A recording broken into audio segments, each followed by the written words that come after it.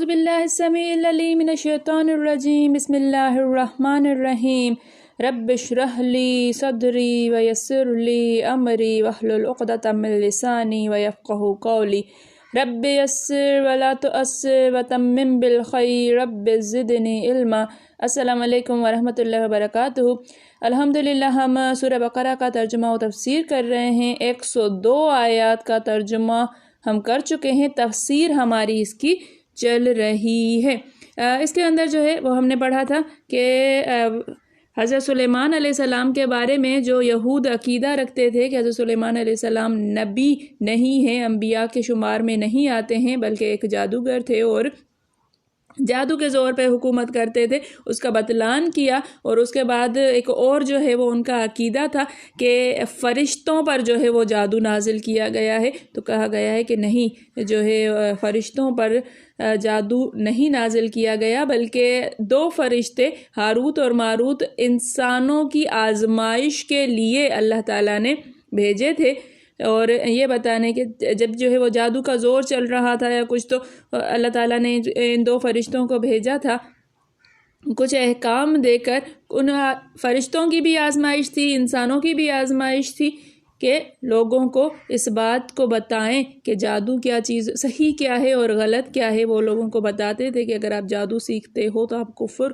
کرتے ہو، کافر ہو جاتے ہو، اور آپ کا ایمان آپ کے دل سے نکل جاتا ہے۔ اس کے متعلق ہم نے جو ہے پڑھا تھا ہاروت اور ماروت کون ہیں، ان کے ساتھ کیا ہوا، کیا معاملہ تھا، یہ ہم نے پڑھا۔ اب آگے جو ہے ایک واقعہ کہ ہاروت اور ماروت کو ہم نے پڑھا کہ سزا ہو رہی ہے۔ اب وہ سزا جو ہے وہ ابھی تک ہو رہی ہے یا نہیں، اس کے متعلق ایک حدیث جو ہے، ایک واقعہ، حدیث تو نہیں، ایک واقعہ، ایک عجیب واقعہ، ایک اثر جو ہے وہ موجود ہے کتابوں میں، جو ہم پڑھتے ہوئے چلتے ہیں کہ نبی کریم صلی اللہ علیہ وآلہ وسلم کی وفات کے بعد جو ہے ایک عورت دومت الجندل ایک جو ہے وہ ملک ہے یا شہر ہے، وہاں سے آئی ہے۔ حضرت بی بی عائشہ جو ہے وہ یہ واقعہ بیان فرماتی ہیں کہ ایک عورت حضور صلی اللہ علیہ وآلہ وسلم کے انتقال کے تھوڑے ہی زمانے کے بعد آپ کی تلاش میں آئی، نبی کریم صلی اللہ علیہ وآلہ وسلم کو تلاش کرتی ہوئی آئی، اور آپ کے انتقال کی خبر پا کر بے چین ہو کر رونے پیٹنے لگی۔ میں نے اس سے پوچھا کہ آخر کیا بات ہے، تو اس نے کہا کہ مجھ میں اور میرے شوہر میں ہمیشہ ناچاکی رہا کرتی تھی، لڑا کرتے تھے۔ ایک مرتبہ وہ مجھے چھوڑ کر لاپتہ کہیں چلا گیا۔ ایک بڑھیا سے میں نے یہ سب ذکر کیا، اس نے کہا جو میں کہوں وہ کر، وہ خود بخود تیرے پاس آ جائے گا۔ میں تیار ہو گئی۔ جیسے عورتیں جو ہے وہ دماغ جو ہے وہ پھر جاتا ہے تو کچھ بھی کرنے کے لیے تیار ہو جاتی ہیں، وہ کہتی ہے میں بھی تیار ہو گئی۔ وہ رات کے وقت 2 کتے لے کر میرے پاس آئی، ایک پر وہ خود سوار ہوئی اور دوسرے پر میں بیٹھ گئی۔ تھوڑی ہی دیر میں ہم دونوں بابل پہنچ گئیں۔ میں نے دیکھا کہ 2 شخص ادھر لٹکے ہوئے ہیں اور لوہے میں جکڑے ہوئے ہیں۔ اس عورت نے مجھ سے کہا ان کے پاس جا اور ان سے کہہ کہ میں جادو سیکھنے آئی ہوں۔ میں نے ان سے کہا، انہوں نے کہا سن، ہم تو آزمائش میں ہیں، تو جادو نہ سیکھ، اس کا سیکھنا کفر ہے۔ میں نے کہا میں تو سیکھوں گی۔ انہوں نے کہا اچھا، پھر جا اور اس تنور میں پیشاب کر کے چلی آ۔ میں گئی، ارادہ کیا، لیکن کچھ دہشت سی طاری ہوئی۔ میں واپس آ گئی اور کہا میں فارغ ہو آئی ہوں۔ انہوں نے پوچھا کیا دیکھا؟ میں نے کہا کچھ نہیں۔ انہوں نے کہا تو غلط کہتی ہے، ابھی تو کچھ نہیں بگڑا، تیرا ایمان ثابت ہے، اب بھی لوٹ جا اور کفر نہ کر۔ میں نے کہا مجھے تو جادو سیکھنا ہے۔ انہوں نے پھر کہا جا اور اس تنور میں پیشاب کر کے آ۔ پھر گئی، لیکن اب کی مرتبہ بھی دل نہ مانا، ڈر سا، خوف اس کے اندر جو ہے وہ پھیلا ہوا تھا۔ واپس آئی، پھر اسی طرح سوال جواب ہوئے۔ میں تیسری مرتبہ پھر تنور کے پاس گئی اور دل کڑا کر کے پیشاب کرنے کو بیٹھ گئی۔ میں نے دیکھا کہ ایک گھوڑے سوار منہ پر نقاب ڈالے نکلا اور آسمان پر چڑھ گیا۔ واپس چلی آئی، ان سے ذکر کیا، انہوں نے کہا ہاں، اب کی مرتبہ تو سچ کہتی ہے، وہ تیرا ایمان تھا جو تجھ سے تجھ میں سے نکل گیا، اب جا، چلی جا۔ میں آئی اور اس بڑھیا سے کہا، انہوں نے مجھے کچھ بھی نہیں سکھایا۔ اس نے کہا، بس تجھے کچھ آ گیا، اب تو جو کہے گی ہو جائے گا۔ میں نے آزمائش کے لیے ایک دانہ گیہوں کا لیا، گندم کا ایک دانہ، اسے زمین پر ڈال کر کہا، اگ جا۔ وہ فوراً اگایا۔ میں نے کہا، تجھ میں سے بال پیدا ہو جائے، چنانچہ ہو گئے۔ میں نے کہا، سوکھ جا، وہ بال سوکھ گئے۔ میں نے کہا، الگ الگ دانہ ہو جا، وہ بھی ہو گیا۔ پھر میں نے کہا، سوکھ جا، تو سوکھ گیا۔ پھر میں نے کہا، آٹا بن جا، تو آٹا بن گیا۔ میں نے کہا، روٹی پک جا، تو روٹی پک گئی۔ یہ دیکھتے ہی میرا دل نادم ہونے لگا اور مجھے اپنے بے ایمان ہو جانے کا صدمہ ہونے لگا۔ اے ام المومنین، قسم اللہ کی، نہ میں نے اس جادو سے کوئی کام لیا، نہ کسی پر کیا۔ میں یوں ہی روتی پیٹتی حضور صلی اللہ علیہ وآلہ وسلم کی خدمت میں حاضر ہو گئی کہ حضور صلی اللہ علیہ وآلہ وسلم سے کہوں، لیکن افسوس بدقسمتی سے آپ کو بھی میں نے نہ پایا، اب میں کیا کروں؟ اتنا کہہ کر چپ ہو گئی۔ سب کو اس پر ترس آنے لگا، صحابہ کرام بھی متحیر تھے کہ اسے کیا فتویٰ دیں۔ آخر بعض صحابہ نے کہا، اب اس کے سوا کیا ہو سکتا ہے کہ تم اس فعل کو نہ کرو، توبہ استغفار کرو اور اپنے ماں باپ کی خدمت گزاری کرتی رہو۔ یہاں یہ بھی خیال رکھنا چاہیے کہ صحابہ کرام فتویٰ دینے میں بہت احتیاط کرتے تھے کہ چھوٹی بات بتانے میں تامل ہوتا تھا۔ آج ہم بڑی سے بڑی بات بھی اٹکل اور رائے قیاس سے گھڑ گھڑا کر جو ہے وہ بتانے میں بالکل نہیں روکتے۔ حرام، حلال، جائز، ناجائز، پتہ نہیں کیا، ہم جو ہے وہ ٹڑاٹڑ جو ہے فتوے دینا شروع ہو جاتے ہیں، پتہ کچھ ہوتا نہیں ہے۔ اب جو ہے اس قول کی یا اس واقعے کی سند جو ہے وہ بالکل صحیح ہے۔ بعض لوگ کہتے ہیں کہ عین چیز جادو کے زور سے پلٹ جاتی ہے، صحیح ہے؟ عین چیز جو ہوتی ہے، جو حقیقتاً ایک چیز ہوتی ہے، وہ جادو کے زور سے پلٹ جاتی ہے، اور بعض کہتے ہیں نہیں، صرف دیکھنے والے کو ایسا خیال پڑتا ہے، اصل چیز ہوتی ہے ویسی ہی رہتی ہے۔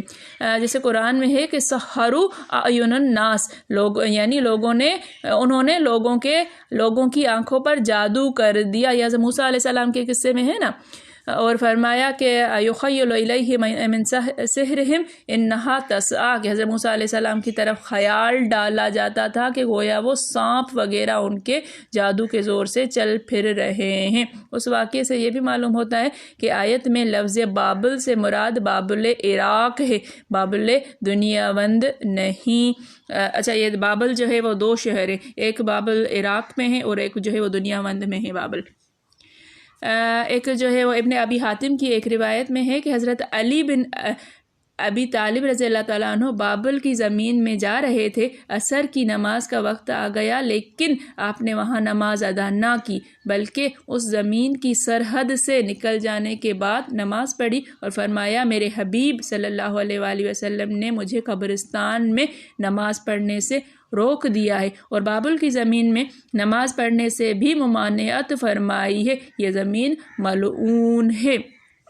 وہاں پہ جو رہائش ہوتی تھی یا جو لوگ رہتے تھے جادو وغیرہ میں تھے اور اللہ تعالیٰ کی لعنت ان پر برستی تھی، اور بابل شہر میں ہی ہاروت اور ماروت کو جو ہے وہ عذاب بھی ہو رہا ہے۔ اچھا، جس جگہ جو ہے وہ عذاب آئے ہوئے ہیں، جو جگہ جو ہے جگہیں جن پر عذاب الہی نازل ہو چکا ہے، جو برباد ہو چکے ہیں یا جو بالکل کھنڈر ہو چکے ہیں، وہاں جا کر خوشیاں منانا، پکنک منانا، یا وہاں حتیٰ کہ وہاں نماز پڑھنے کو، وہاں رکنے کو جو ہے وہ منع فرمایا گیا ہے کہ اس سے آگے چلے جاؤ۔ اور ہم کیا کرتے ہیں، ایسی کھنڈرات وغیرہ میں جو ہے باقاعدہ پکنک پوائنٹس بنے ہوئے ہیں اور وہاں پر جا کر مزے اڑاتے ہیں۔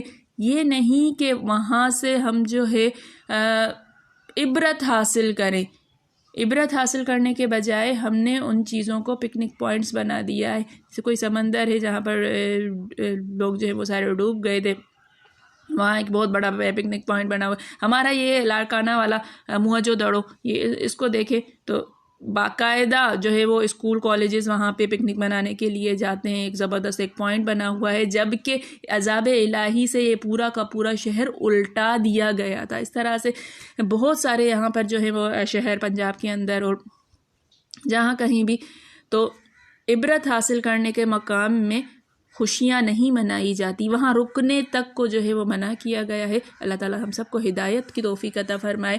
اور امام صاحب نے اس پر کوئی کلام نہیں کیا جس حدیث کو حضرت امام ابو داؤد اپنی کتاب میں لائے، اس کی سند پر خاموشی کرے تو حدیث امام صاحب کے نزدیک حسن ہوتی ہے۔ یہ حدیث کا معاملہ ہے، حدیث کے بارے میں جو ہے امام صاحب فرما رہے ہیں۔ اسے معلوم ہوا کہ بابل کی سرزمین میں نماز مکروہ ہے، جیسے کہ سمودیوں میں نہ جاؤ، اگر اتفاقاً جانا پڑے تو خوف الہ سے روتے ہوئے جاؤ۔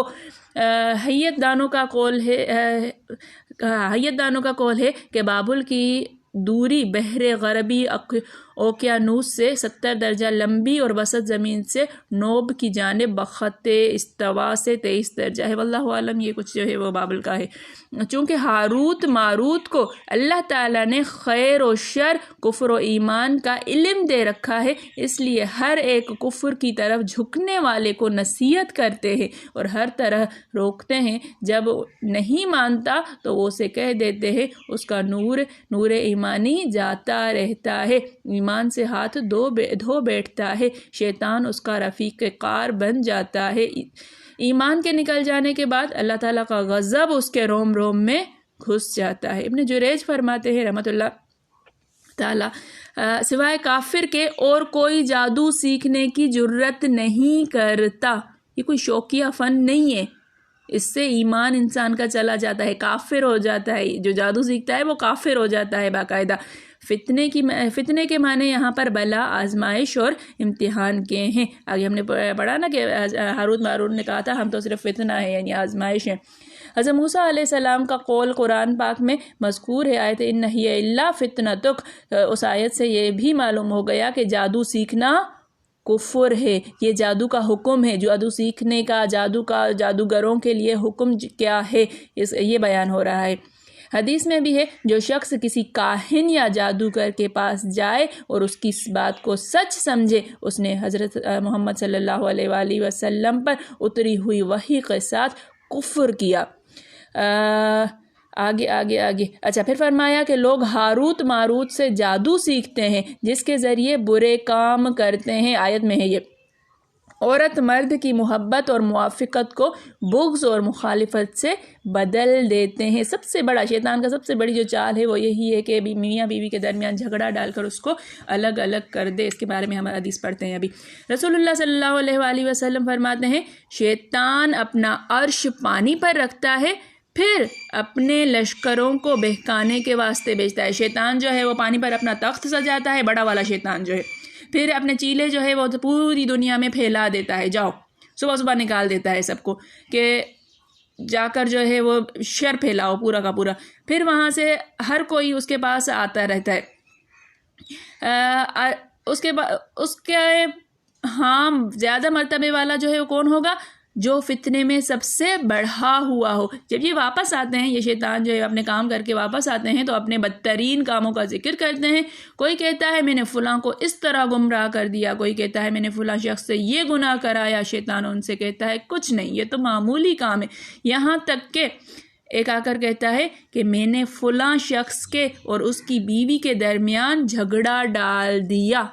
دیکھیے، سوچئے، یہاں تک کہ جدائی ہو گئی۔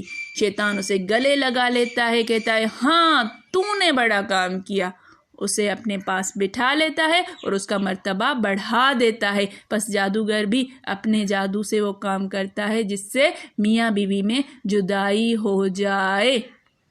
سب سے بڑا گناہ، سب سے بڑا جو ہے وہ شیطان کو خوش کرنے والا عمل میاں بیوی کے درمیان جدائی کروانا، میاں بیوی کے درمیان جو ہے وہ جھگڑا ڈلوانا، کسی بھی طرح سے کوئی بھی کرے، شیطان کسی کو بھی یوز کرے، اس کے ماں باپ کو کرے، بہنوں کو کرے، آس پاس کو کرے، دوستوں کو کرے، کسی بھی طرح سے اگر دو میاں بیوی کے درمیان چک چک ہو جاتی ہے اور جو ہے وہ ایک دوسرے سے بیزار ہونے لگتے ہیں تو یہ نہ کہا جائے فلاں نہیں، یہ شیطان جو ہے وہ چال چلاتا ہے، شیطان جو ہے وہ اپنے رسیوں کو پھینکتا ہے، اور جس جگہ سے وہ ہو سکتا ہے اس کا ٹارگٹ جو ہے یہ دو بندے ہوتے ہیں جو اللہ تعالیٰ کی خاطر اللہ تعالیٰ کے نام سے جڑتے ہیں اور اللہ تعالیٰ کی ہی محبت میں آ کر اس سے